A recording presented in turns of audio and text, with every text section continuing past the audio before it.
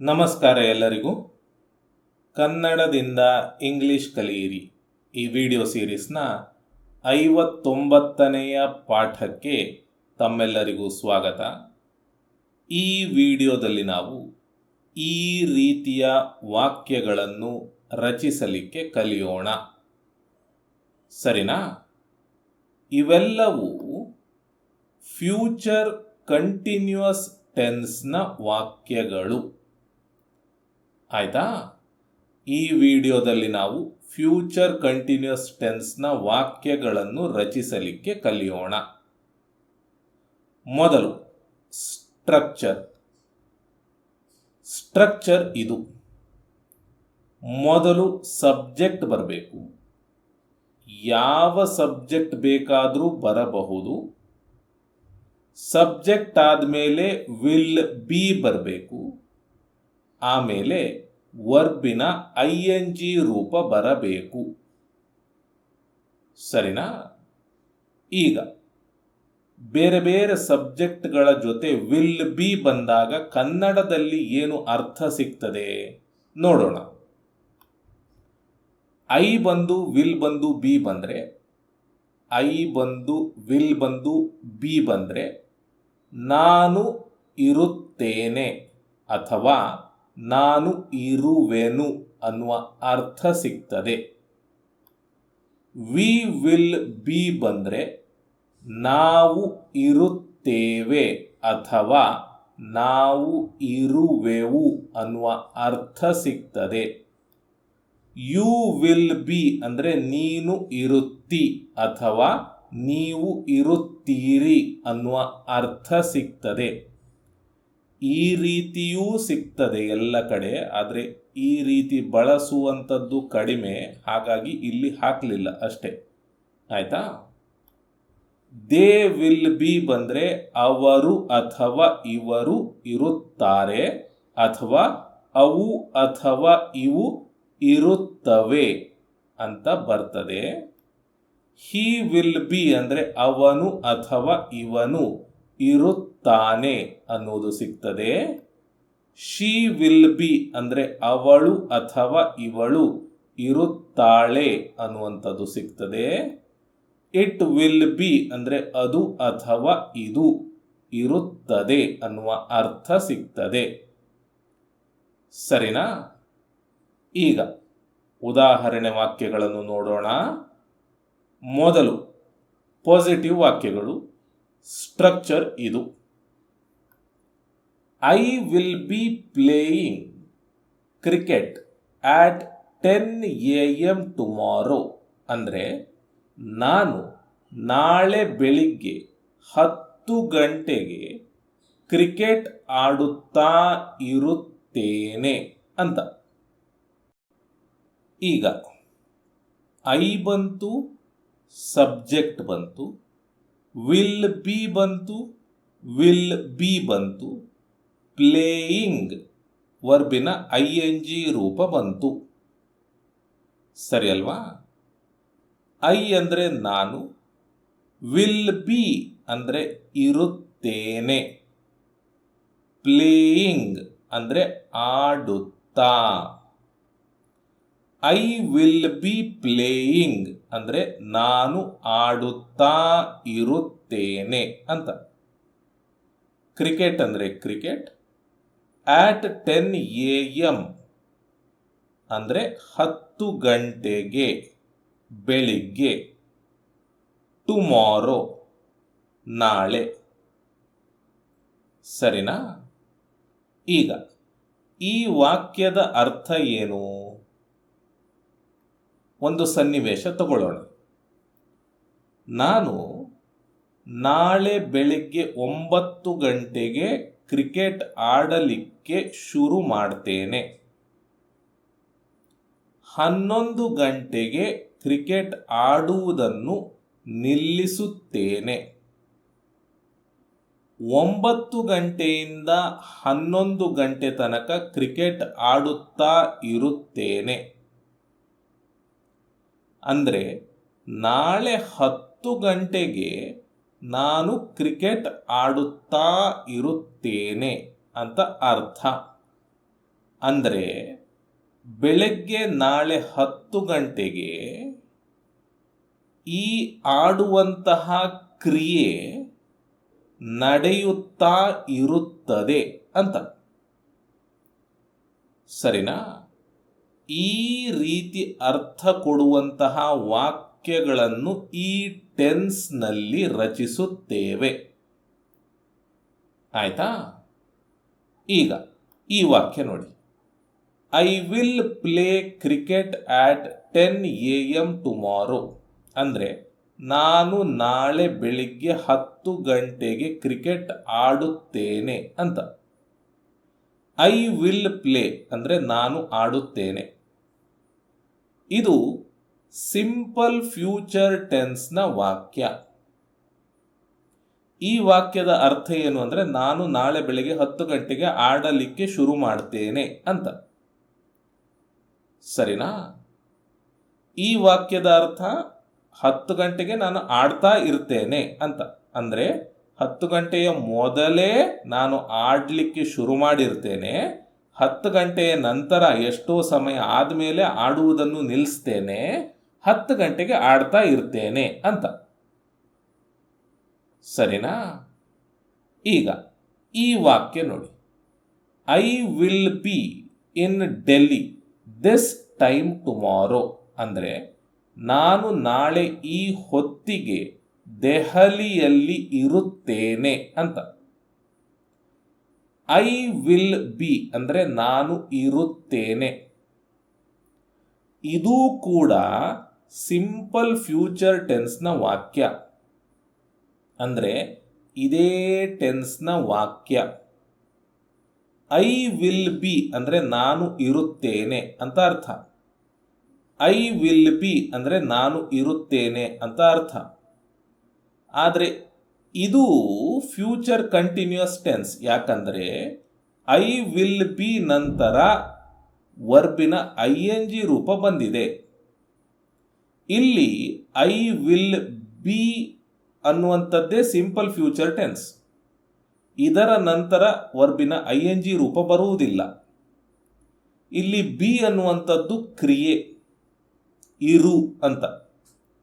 I will B ಅಂದರೆ ನಾನು ಇರುತ್ತೇನೆ ಅಂತ. ಸರಿನಾ? ಸೊ ಈ ವಾಕ್ಯ ಬೇರೆ, ಈ ವಾಕ್ಯ ಬೇರೆ. ನೀವು ಇದನ್ನು ನೋಡಿ ಕನ್ಫ್ಯೂಸ್ ಆಗಬೇಡಿ. ಇಲ್ಲಿ ವರ್ಬಿನ ING ರೂಪ ಬರುತ್ತದೆ. ಸರಿನಾ? ಇದು ಫ್ಯೂಚರ್ ಕಂಟಿನ್ಯೂಸ್ ಟೆನ್ಸ್ನ ವಾಕ್ಯ. ಇದು ಸಿಂಪಲ್ ಫ್ಯೂಚರ್ ಟೆನ್ಸ್ನ ವಾಕ್ಯ. ಇದು ಕೂಡ ಸಿಂಪಲ್ ಫ್ಯೂಚರ್ ಟೆನ್ಸ್ನ ವಾಕ್ಯ. ಸರಿನಾ? ಬನ್ನಿ ಇನ್ನಷ್ಟು ಉದಾಹರಣೆಗಳನ್ನು ನೋಡೋಣ. V will be having dinner when the film starts. We will ಅನ್ನುವಂಥದ್ದನ್ನು ಸಣ್ಣಕ್ಕೆ ಮಾಡಿ ವೀಲ್ ಮಾಡಿದ್ದೇವೆ. Will be having. ಚಿತ್ರ ಪ್ರಾರಂಭವಾದಾಗ ನಾವು ಊಟ ಮಾಡುತ್ತಾ ಇರುತ್ತೇವೆ. ನಾವು ಅಂದರೆ ವಿ, ಇರುತ್ತೇವೆ ಅಂದರೆ ವಿಲ್ ಬಿ. ನಾವು ಇರುತ್ತೇವೆ ಅಂದರೆ V will be. Having dinner ಅಂದರೆ ಊಟ ಮಾಡುತ್ತಾ. ಆಯ್ತಾ? ಈಟಿಂಗ್ ಅನ್ನುವ ಬದಲು ಹ್ಯಾವಿಂಗ್ ಅಂತ ಹೇಳ್ತೇವೆ ಮಾತನಾಡುವಾಗ. ಆಯ್ತಾ? ನಾವು ಊಟ ಮಾಡುತ್ತಾ ಇರುತ್ತೇವೆ. We will be having dinner. ಯಾವಾಗ? When the film starts. ಚಿತ್ರ ಪ್ರಾರಂಭವಾದಾಗ. ಇದರ ಬಗ್ಗೆ ನಾನು ನೆಕ್ಸ್ಟ್ ವಿಡಿಯೋದಲ್ಲಿ ಹೇಳ್ಕೊಡ್ತೇನೆ. ಆಯ್ತಾ? ವಿ ಬಂತು, ಸಬ್ಜೆಕ್ಟ್ ಬಂತು, ವಿಲ್ ಬಂತು, ವಿಲ್ ಬಂತು, ಬಿ ಬಂತು, ಬಿ ಬಂತು, ಹ್ಯಾವಿಂಗ್ ವರ್ಬಿನ ING ರೂಪ ಬಂತು. ಸರಿನಾ? ಈ ವಾಕ್ಯದ ಅರ್ಥ ಏನು? ನಾನು ಮೊದಲ ವಾಕ್ಯದ ಉದಾಹರಣೆಯಲ್ಲಿ ಹೇಳಿದ್ದೆ ಅಲ್ವಾ? ಅದೇ ಅರ್ಥ. ಚಿತ್ರ ಶುರು ಮಾಡುವ ಮೊದಲು ನಾವು ಊಟ ಮಾಡಲಿಕ್ಕೆ ಶುರು ಮಾಡಿರ್ತೇವೆ. ಚಿತ್ರ ಶುರುವಾದ ಮೇಲೆ ಕೂಡ ನಾವು ಊಟ ಮಾಡ್ತೇವೆ. ಚಿತ್ರ ಶುರುವಾಗುವಾಗ ನಾವು ಊಟ ಮಾಡುತ್ತಾ ಇರುತ್ತೇವೆ ಅಂತ ಅರ್ಥ. ಸರಿನಾ? Next, my friends will be travelling around the world in March. ನನ್ನ ಸ್ನೇಹಿತರು ಮಾರ್ಚ್ನಲ್ಲಿ ಪ್ರಪಂಚದಾದ್ಯಂತ ಪ್ರಯಾಣಿಸುತ್ತಾ ಇರುತ್ತಾರೆ. ಮೈ ಫ್ರೆಂಡ್ಸ್ ಬಂತು, ಸಬ್ಜೆಕ್ಟ್ ಬಂತು, ವಿಲ್ ಬಿ ಬಂತು, ಟ್ರಾವೆಲಿಂಗ್ ವರ್ಬಿನ ING ರೂಪ ಬಂತು. ಮೈ ಫ್ರೆಂಡ್ಸ್ ಅಂದರೆ ನನ್ನ ಸ್ನೇಹಿತರು, ವಿಲ್ ಬಿ ಅಂದರೆ ಇರುತ್ತಾರೆ, ಟ್ರಾವೆಲಿಂಗ್ ಅಂದರೆ ಪ್ರಯಾಣಿಸುತ್ತಾ, ಅರೌಂಡ್ ದ ವರ್ಲ್ಡ್ ಅಂದರೆ ಪ್ರಪಂಚದಾದ್ಯಂತ, ಇನ್ ಮಾರ್ಚ್ ಅಂದರೆ ಮಾರ್ಚ್ನಲ್ಲಿ. ಸರಿನಾ? ವಾಕ್ಯದ ಅರ್ಥ ಏನು? ಅರ್ಥ ಹಿಂದೆ ಹೇಳಿದ್ನಲ್ಲ ಹಾಗೆ. ನನ್ನ ಸ್ನೇಹಿತರು ಮಾರ್ಚ್ಗಿಂತ ಮೊದಲೇ ಪ್ರಯಾಣಿಸಲಿಕ್ಕೆ ಶುರು ಮಾಡಿರ್ತಾರೆ. ಜನವರಿಯಲ್ಲಿ ಅಥವಾ ಫೆಬ್ರವರಿಯಲ್ಲಿ ಶುರು ಮಾಡಿರಬಹುದು, ಗೊತ್ತಿಲ್ಲ. ಮಾರ್ಚ್ನ ನಂತರವೂ ಪ್ರಯಾಣಿಸುತ್ತಾರೆ ಅಥವಾ ಮಾರ್ಚ್ನ ಕೊನೆಯಲ್ಲಿ ನಿಲ್ಲಿಸಬಹುದು, ಅದು ಕೂಡ ಗೊತ್ತಿಲ್ಲ. ಆದರೆ ಮಾರ್ಚ್ನಲ್ಲಿ ಅವರು ಪ್ರಯಾಣಿಸುತ್ತಾ ಇರುತ್ತಾರೆ ಅಂದರೆ ಅವರ ಕ್ರಿಯೆ ನಡೆಯುತ್ತಾ ಇರುತ್ತದೆ ಅಂತ. ಸರಿನಾ? Next, my mother will be preparing breakfast now. ನನ್ನ ಅಮ್ಮ ಈಗ ಉಪಹಾರವನ್ನು ತಯಾರಿಸುತ್ತಾ ಇರುತ್ತಾರೆ. ಮೈ ಮದರ್ ಅಂದರೆ ನನ್ನ ತಾಯಿ, ನನ್ನ ಅಮ್ಮ. ವಿಲ್ ಬಿ ಅಂದರೆ ಇರುತ್ತಾರೆ. ಪ್ರಿಪೇರಿಂಗ್ ಅಂದರೆ ತಯಾರಿಸುತ್ತಾ. ಬ್ರೇಕ್ಫಾಸ್ಟ್ ಅಂದರೆ ಉಪಹಾರವನ್ನು. ನೌ ಅಂದರೆ ಈಗ. ಸರಿನಾ? Next, they will be playing cricket from morning till noon. ಅವರು ಬೆಳಿಗ್ಗೆಯಿಂದ ಮಧ್ಯಾಹ್ನದವರೆಗೆ ಕ್ರಿಕೆಟ್ ಆಡುತ್ತಿರುತ್ತಾರೆ. ದೇ ವಿಲ್ ಬಿ ಪ್ಲೇಯಿಂಗ್ ಅಂದರೆ ಅವರು ಆಡುತ್ತಿರುತ್ತಾರೆ. ಕ್ರಿಕೆಟ್ ಅಂದರೆ ಕ್ರಿಕೆಟ್, ಫ್ರಮ್ ಅಂದರೆ ಇಂದ, ಮಾರ್ನಿಂಗ್ ಅಂದರೆ ಬೆಳಿಗ್ಗೆ, ಫ್ರಮ್ ಮಾರ್ನಿಂಗ್ ಅಂದರೆ ಬೆಳಿಗ್ಗೆಯಿಂದ, ಟಿಲ್ ನೂನ್ ಅಂದರೆ ಮಧ್ಯಾಹ್ನದವರೆಗೆ. ಸರಿನಾ? Next, at 8 AM she will be having breakfast. ಬೆಳಗ್ಗೆ 8 ಗಂಟೆಗೆ ಅವಳು ಉಪಹಾರ ಸೇವಿಸುತ್ತಾ ಇರುತ್ತಾಳೆ. at 8 AM ಬೆಳಗ್ಗೆ 8 ಗಂಟೆಗೆ. ಶಿ ವಿಲ್ ಬಿ ಅವಳು ಇರುತ್ತಾಳೆ, ಹ್ಯಾವಿಂಗ್ ಸೇವಿಸುತ್ತಾ, ತಿನ್ನುತ್ತಾ, ಬ್ರೇಕ್ಫಾಸ್ಟ್ ಉಪಹಾರ, ತಿಂಡಿ. At 6 PM I will be watching TV and my brother will be playing carom. ಸಂಜೆ 6 ಗಂಟೆಗೆ ನಾನು ಟಿವಿ ನೋಡುತ್ತಾ ಇರುತ್ತೇನೆ ಮತ್ತು ನನ್ನ ಸಹೋದರ ಕೇರಂ ಆಡುತ್ತಾ ಇರುತ್ತಾನೆ. ಐ ವಿಲ್ ಬಿ ವಾಚಿಂಗ್ ಅಂದರೆ ನಾನು ನೋಡುತ್ತಾ ಇರುತ್ತೇನೆ. My brother will be playing ಅಂದರೆ ನನ್ನ ಸಹೋದರ ಆಡುತ್ತಾ ಇರುತ್ತಾನೆ ಅಂತ. ಅಂದರೆ ಸಂಜೆ 6 ಗಂಟೆಗೆ ಇಬ್ಬರು 2 ಕೆಲಸವನ್ನು ಮಾಡ್ತಾ ಇರ್ತಾರೆ ಅಂತ ಹೇಳ್ತಾ ಇದ್ದೇವೆ. ಸರಿನಾ? ನೆಕ್ಸ್ಟ್, ನಕಾರಾತ್ಮಕ ವಾಕ್ಯಗಳು. ಸ್ಟ್ರಕ್ಚರ್ ಇದು. They will not B watching TV at 9 PM tonight. ಅವರು ಇಂದು ರಾತ್ರಿ 9 ಗಂಟೆಗೆ ಟಿವಿ ನೋಡುತ್ತಾ ಇರುವುದಿಲ್ಲ. They will not B watching ಅವರು ನೋಡುತ್ತಾ ಇರುವುದಿಲ್ಲ. ಟಿವಿ ಅಂದರೆ ಟಿವಿ. at 9 PM ಅಂದರೆ ರಾತ್ರಿ 9 ಗಂಟೆಗೆ. ಟುನೈಟ್ ಅಂದರೆ ಇಂದು. ಆಯಿತಾ? ಟುನೈಟ್ ಅಂದರೆ ಇಂದು ರಾತ್ರಿ ಅಂತ ಅರ್ಥ. 9 PM ಅಂದರು, PM ಅಂದರು, ರಾತ್ರಿ ಅಂತಲೇ ಅರ್ಥ. ಆಯಿತಾ? ದೇ ಬಂತು, ಸಬ್ಜೆಕ್ಟ್ ಬಂತು, ವಿಲ್ ನಾಟ್ ಬಿ ಬಂತು, ವಿಲ್ ನಾಟ್ ಬಿ ಬಂತು, ವಾಚಿಂಗ್ ವರ್ಬಿನ ಮೊದಲ ರೂಪ ಬಂತು. ಆಯ್ತಾ?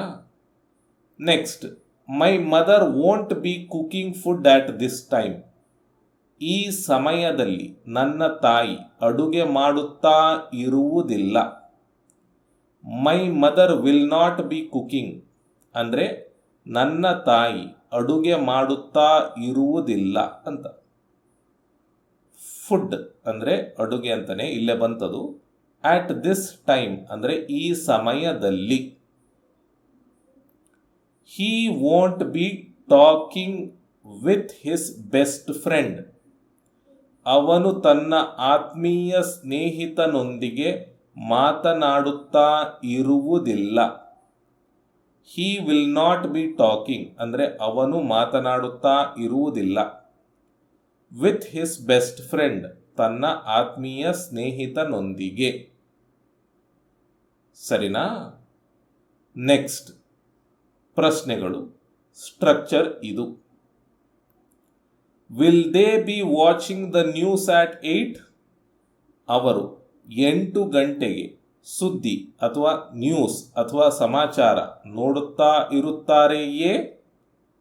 ವಿಲ್ ಬಂತು, ವಿಲ್ ಬಂತು, ದೇ ಬಂತು, ಸಬ್ಜೆಕ್ಟ್ ಬಂತು, ಬಿ ಬಂತು, ಬಿ ಬಂತು, ವಾಚಿಂಗ್ ವರ್ಬಿನ ING ರೂಪ ಬಂತು.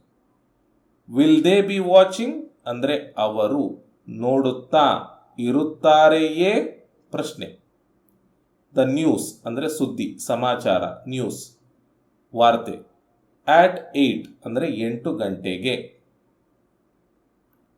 Will Sahana be studying at the library tomorrow? Sahana ನಾಳೆ ಲೈಬ್ರರಿಯಲ್ಲಿ ಓದುತ್ತಾ ಇರುತ್ತಾಳೆಯೇ ಅಂತ. ಇರುತ್ತಾಳೆ ಅಂತ ಸಣ್ಣಕ್ಕೆ ಮಾಡಿ ಕೇಳ್ತೇವೆ ಕೆಲವೊಮ್ಮೆ ಅಲ್ವಾ? ವಿಲ್ ಬಂತು, ವಿಲ್ ಬಂತು, ಸಹನಾ ಸಬ್ಜೆಕ್ಟ್ ಬಂತು, ಬಿ ಬಂತು, ಬಿ ಬಂತು. ವಿಲ್ ಸಹನಾ ಬಿ ಅಂದರೆ ಸಹನಾ ಇರುತ್ತಾಳೆ ಅಂತ. ಸ್ಟಡಿಯಿಂಗ್ ಅಂದರೆ ಓದುತ್ತಾ. ಆಟ್ ದ ಲೈಬ್ರರಿ ಅಂದರೆ ಲೈಬ್ರರಿಯಲ್ಲಿ. ಟುಮಾರೋ ಅಂದರೆ ನಾಳೆ. ಆಯ್ತಾ? Will Ravi B teaching in the afternoon? Ravi ಮಧ್ಯಾಹ್ನ ಪಾಠ ಮಾಡುತ್ತಾ ಇರುತ್ತಾನ? ವಿಲ್ ರವಿ ಬಿ ಟೀಚಿಂಗ್ ಅಂದರೆ ರವಿ ಪಾಠ ಮಾಡುತ್ತಾ ಇರುತ್ತಾನೆಯೇ? ಇನ್ ದಿ ಆಫ್ಟರ್ನೂನ್ ಅಂದರೆ ಮಧ್ಯಾಹ್ನ. ಸರಿನಾ? ನೆಕ್ಸ್ಟ್ ನಕಾರಾತ್ಮಕ ಪ್ರಶ್ನೆಗಳು. ಸ್ಟ್ರಕ್ಚರ್ ಇದು. Will he not be waiting at the doctor's office? ಅವನು ವೈದ್ಯರ ಕಚೇರಿಯಲ್ಲಿ ಕಾಯುತ್ತಾ ಇರುವುದಿಲ್ಲವೇ? Won't he be waiting at the doctor's office? Will ಮತ್ತು ನಾಟ್ ಅನ್ನು ಸೇರಿಸಿ ಈ ರೀತಿ ಹೇಳ್ತೇವೆ. ಆಯ್ತಾ? ಅವನು ಕಾಯುತ್ತಾ ಇರುವುದಿಲ್ಲವೇ? Will he not be waiting? ವೈದ್ಯರ ಕಚೇರಿಯಲ್ಲಿ at the doctor's office.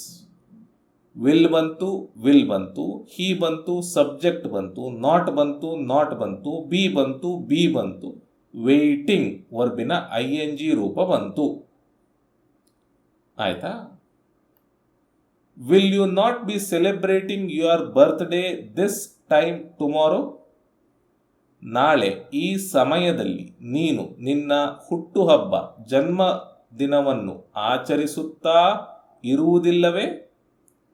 Will you not be celebrating ಅಂದರೆ ನೀನು ಆಚರಿಸುತ್ತಾ ಇರುವುದಿಲ್ಲವೇ ಅಂತ.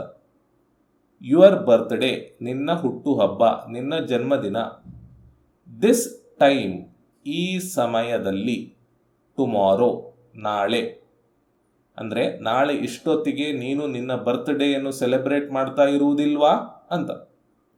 ವಿಲ್ ಬಂತು, ವಿಲ್ ಬಂತು, ಯು ಬಂತು, ಸಬ್ಜೆಕ್ಟ್ ಬಂತು, ನಾಟ್ ಬಂತು, ನಾಟ್ ಬಂತು, ಬಿ ಬಂತು, ಬಿ ಬಂತು, ಸೆಲೆಬ್ರೇಟಿಂಗ್ ವರ್ಬಿನ ING ರೂಪ ಬಂತು. ಸರಿನಾ? ನೆಕ್ಸ್ಟ್ ಪ್ರಶ್ನೆಗಳು.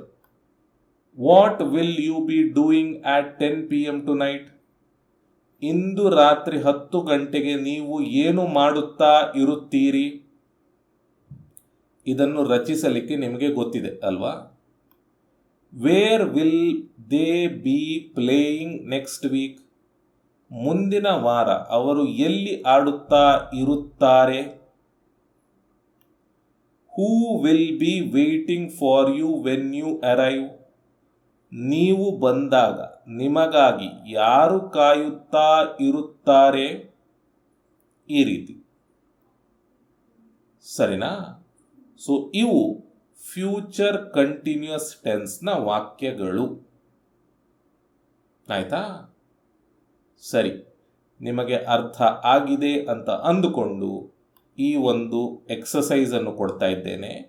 ಈ ವಾಕ್ಯಗಳನ್ನು ಇಂಗ್ಲಿಷಿಗೆ ಅನುವಾದಿಸಿ ಕಮೆಂಟ್ ಮಾಡಿ. ಇನ್ನೊಂದು 5 ಸೆಕೆಂಡ್ಗಳಲ್ಲಿ ಇವುಗಳ ಉತ್ತರಗಳನ್ನು ಇಲ್ಲಿಯೇ ತೋರಿಸುತ್ತೇನೆ.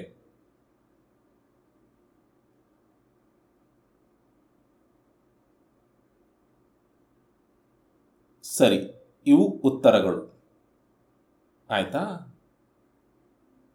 ಇಲ್ಲಿಗೆ ಈ ವಿಡಿಯೋ ಮುಕ್ತಾಯ ಆಯಿತು. ನಾನು ನಿಮಗೆ ಮುಂದಿನ ವಿಡಿಯೋದಲ್ಲಿ ಸಿಗ್ತೇನೆ. ಧನ್ಯವಾದಗಳು.